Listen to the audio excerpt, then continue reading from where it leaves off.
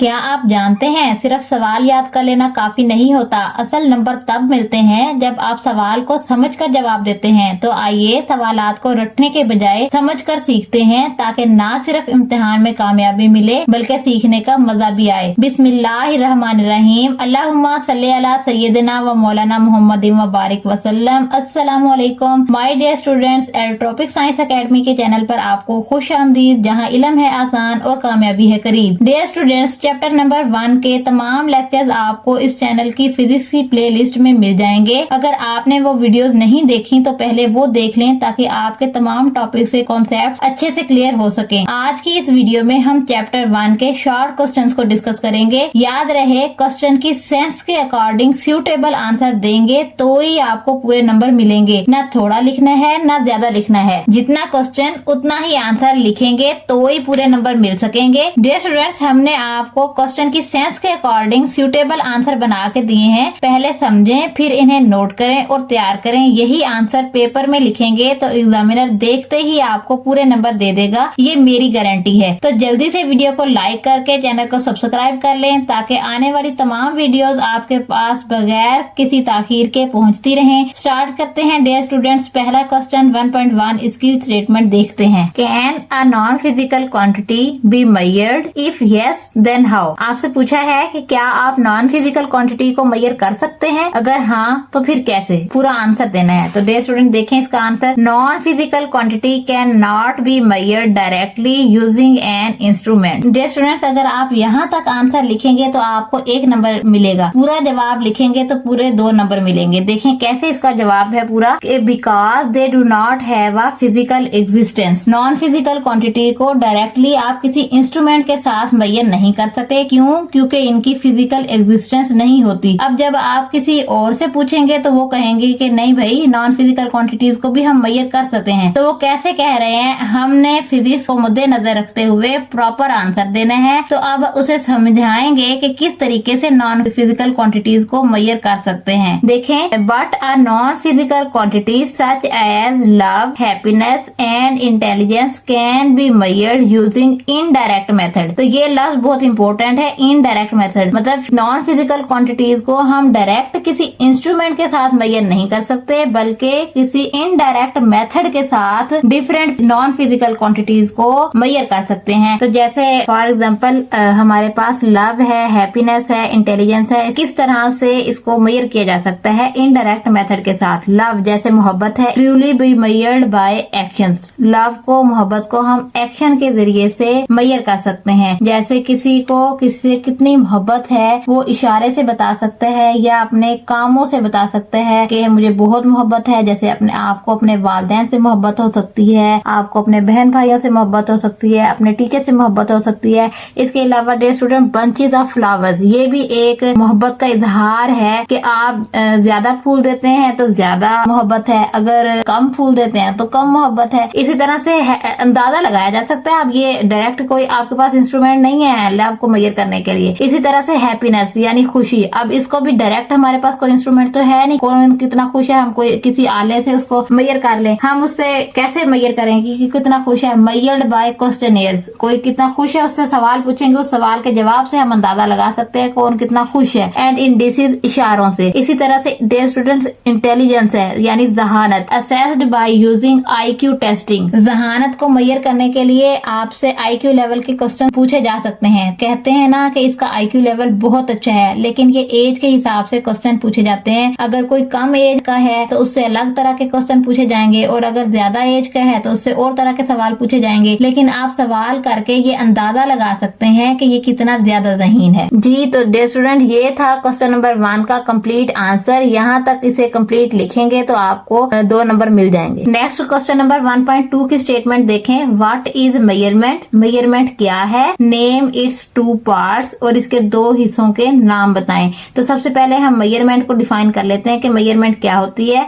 It is a process in which we compare unknown fixed physical quantity. Measurement एक ऐसा process है जिसमें हम अननोन फिजिकल क्वांटिटी को नॉन फिक्स्ड क्वांटिटी के साथ कंपेयर करते हैं। आपको ये टॉपिक बहुत डिटेल में पढ़ाया है। अगर 2 पॉइंट्स के दरमियान लेंथ मेजर करनी है तो पहले आप एक स्टैंडर्ड चूज करेंगे। अब उसे कंपेयर कंपेयर करेंगे। कंपेयर करने के बाद जो भी क्वांटिटी होती है उसमें दो ही चीजें इंपॉर्टेंट होती हैं, एक उसकी न्यूमेरिकल वैल्यू और दूसरे उसकी यूनिट। और नेक्स्ट एक पॉइंट और देख लें, measurement is finding a number that shows the size और अमाउंट ऑफ समथिंग। मेजरमेंट के बाद आपको एक नंबर मिलता है जो कि आपको उसके साइज, जो भी आप ऑब्जेक्ट की मेजरमेंट कर रहे हैं उसके साइज या उसके अमाउंट के बारे में बताता है। अब देखें पार्ट्स के बारे में, क्यू कोई भी फिजिकल क्वांटिटी है, एन न्यूमेरिकल वैल्यू है, यू यूनिट है। न्यूमेरिकल वैल्यू या उसे मैग्नीट्यूड कह सकते हैं, जैसे 2, 5, 10 ये जो नंबर्स होते हैं साथ, ये उसकी न्यूमेरिकल वैल्यू हो गई। यू उसका यूनिट, जैसे मीटर है, किलोग्राम है, सेकंड एक्सेट्रा, ये उसके यूनिट हो गए। जी तो डियर स्टूडेंट ये था कंप्लीट आंसर 1.2 का। नेक्स्ट देखें 1.3 की statement, why do we need a standard units for measurement. Measurement करने के लिए हमें स्टैंडर्ड यूनिट्स की जरूरत क्यों पेश आती है। डियर स्टूडेंट्स अगर ये यूनिट्स ना हो ना तो हर एक बंदे की दूसरे बंदे के साथ लड़ाई हो जानी है, यही इसका आंसर है। अब देखते हैं कि लिखना कैसे है, उसे डिस्कस कर लेते हैं। तो units of measurements are important because they allow people to communicate about the size, weight and other properties of an object in a consistent way. Measurement के यूनिट्स बहुत ज्यादा अहम है क्योंकि ये लोगों को किसी चीज के साइज, वजन या दीगर खसूसियात के बारे में मुस्तकिल तौर पर सही बात करने की इजाजत देते हैं, इसीलिए ये अहम है। They eliminate confusion and make communication easier across the different region and discipline. ये कंफ्यूजन को खत्म करते हैं और कम्युनिकेशन को आसान बनाते हैं मुख्तलिफ इलाकों के मुख्तलिफ शोबाजात के लोगों के दरमियान। जैसे फॉर एग्जाम्पल अब फिजिक्स का बंदा मैथ वाले से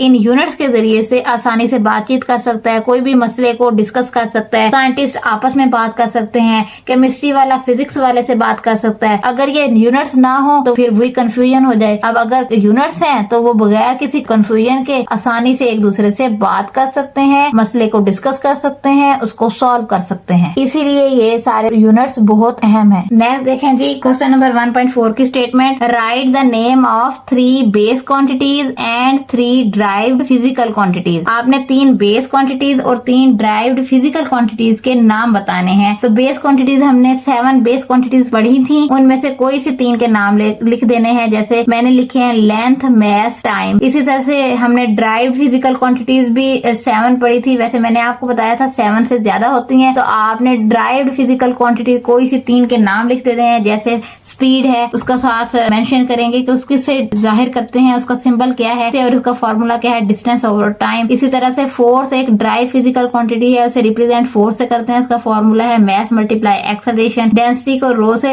रिप्रेजेंट करते हैं और उसका फॉर्मूला है मास पर यूनिट वॉल्यूम। नेक्स्ट देखें क्वेश्चन नंबर 1.5 की statement, which SI unit will you use to express the height of your desk. आप अपने डेस्क की हाइट को मेजर करने के लिए कौन सा एसआई यूनिट यूज करेंगे। जिस डेस्क पे आप बैठते हैं उसकी हाइट जो है वो लेंथ ही है ना, लेंथ को हम किस में मेजर करते हैं, मीटर में। तो हम इसका आंसर भी ऐसे ही करेंगे, the SI unit for height is metre. So to measure the height of a desk we will use a metre rod और मेजरिंग टेप, या मीटर रॉड का यूज करेंगे या फिर मेजरिंग टेप की मदद से हम उसकी हाइट को मेजर कर लेंगे और मीटर भी आंसर कर देंगे। हाँ, अगर आप स्मॉलर डायमेंशन में अपना आंसर देना चाहते हैं, for smaller dimension centimetre are often used. अगर स्मॉलर डायमेंशन में बताना है तो फिर सेंटीमीटर यूज कर लें। जी तो स्टूडेंट्स 1.6 की स्टेटमेंट देखें, right the name and symbols of all SI base units. तमाम एसआई बेस यूनिट्स के आपने नेम भी बताने हैं और उनके यूनिट्स के सिंबल भी बताने हैं। तो 7 बेस क्वांटिटीज हैं, देखिए नाम मैंने लिख दिए हैं। क्या है नाम इनके, length, mass, time, temperature, electric current, intensity, amount of a substance. SI unit क्या है इसका, लेंथ का एसआई यूनिट मीटर है, मास का किलोग्राम, टाइम का सेकंड, टेम्परेचर का केल्विन, इलेक्ट्रिक करंट का एम्पेयर, इंटेंसिटी ऑफ लाइट का कैंडेला और अमाउंट ऑफ सब्सटेंस का मोल। अब इन यूनिट्स के सिंबल, मीटर को किसे रिप्रेजेंट करते हैं, ये डिनोट करते हैं एम से, किलोग्राम को केजी से, सेकंड को एस से, केल्विन का के, एम्पेयर का ए और कैंडेला का सीडी, मोल का MOL। यूनिट जो है MOL मोल है, उसका सिंबल जो है वो MOL है। नेक्स्ट देखें जी क्वेश्चन नंबर 1.7 की statement, why prefixes is used. Prefixes का इस्तेमाल क्यों किया जाता है। नेम 3 सब multiples and multiple prefixes with their symbols. आपने 3 सब मल्टीपल्स और मल्टीपल प्रीफिक्सेस के उनके सिंबल्स के साथ नेम बताने हैं। तो सबसे पहले डिस्कस कर लेते हैं कि प्रीफिक्सेस को हम क्यों इस्तेमाल करते हैं। आंसर है prefixes are used to express very small or very large quantities. Prefixes are used to express very small or very large quantities या values conveniently by scaling the base units. आप बहुत बड़ी values या बहुत छोटी values को आसानी से लिख सकते हैं, पढ़ सकते हैं, बता सकते हैं, इसलिए हम prefixes का इस्तेमाल करते हैं। जैसे 1.6000000, अब देखें ये बोलने में मुश्किल हो रही है, लिखा हुआ भी अच्छा नहीं लगेगा, किसी को बताएंगे तो बताने में मुश्किल होगी। इसी तरह से 0.00001 ये बहुत छोटी वैल्यू है,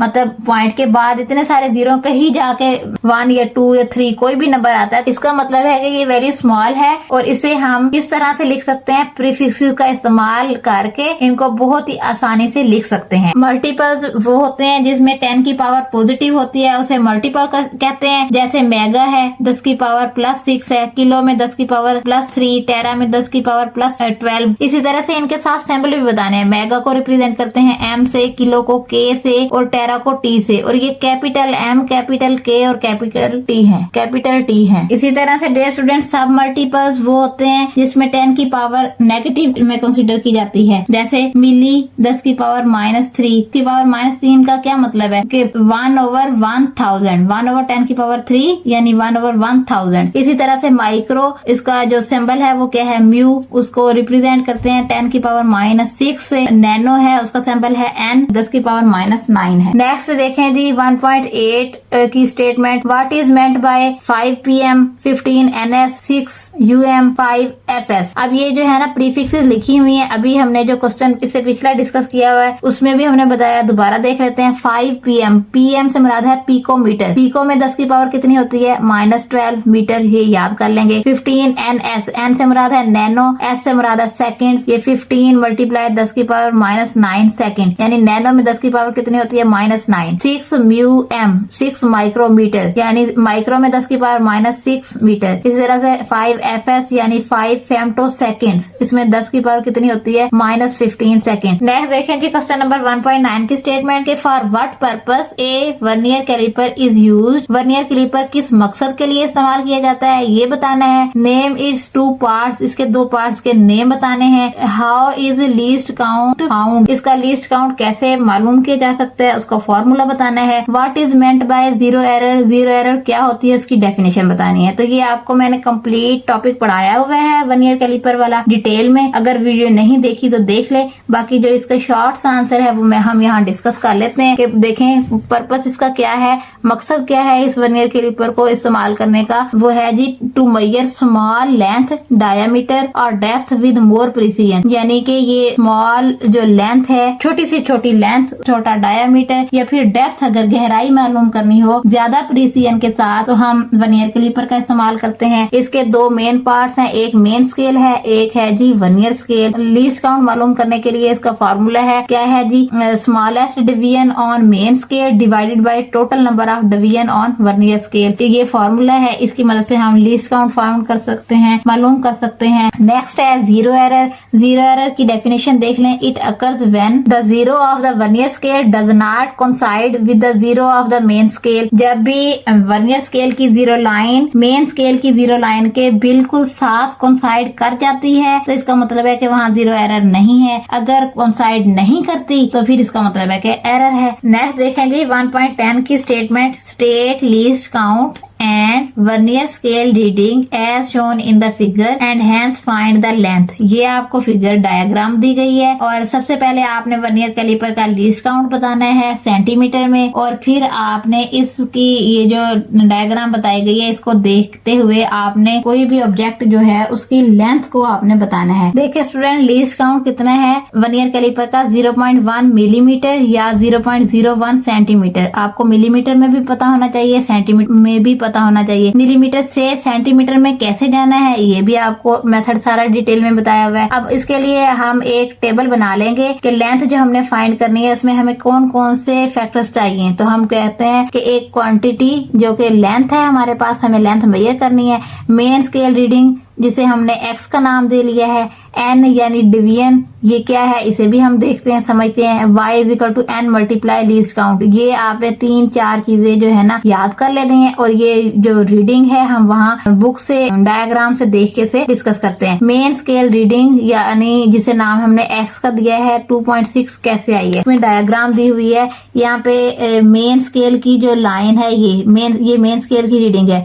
तो ये हो गया 2, ये इससे आगे 2, ये यहाँ तक 5 लाइन 2.5, ये नेक्स्ट 2.6 और ये नेक्स्ट 2.7। अब ये देखें वर्नियर स्केल की 0 लाइन इस मेन स्केल की कौन सी लाइन के साथ मैच कर रही है। हमने कैसे रीडिंग लेनी है, दोबारा देखें। वर्नियर स्केल की 0 लाइन मेन स्केल की कौन सी लाइन के साथ एग्जैक्ट मैच कर रही है। तो देखें वो एग्जैक्ट मैच तो नहीं करी, थोड़ा सा फर्क है, लेकिन ये 2.6 से थोड़ा सा आगे है तो हम इसे 2.6 ही कंसीडर कर लेते हैं। तो ये हो गई हमारे पास मेन स्केल रीडिंग जिसे हमने नाम दिया है x 2.6। नेक्स्ट है जी n यानी डिवीजन 4। ये कैसे आया है, अब ये देखें वर्नियर स्केल की, देखें इसके ऊपर टोटल कितनी डिवीजन है 10। देखें डियर स्टूडेंट, वर्नियर स्केल की और मेन स्केल की कौन सी लाइन एग्जैक्ट मैच कर रही है।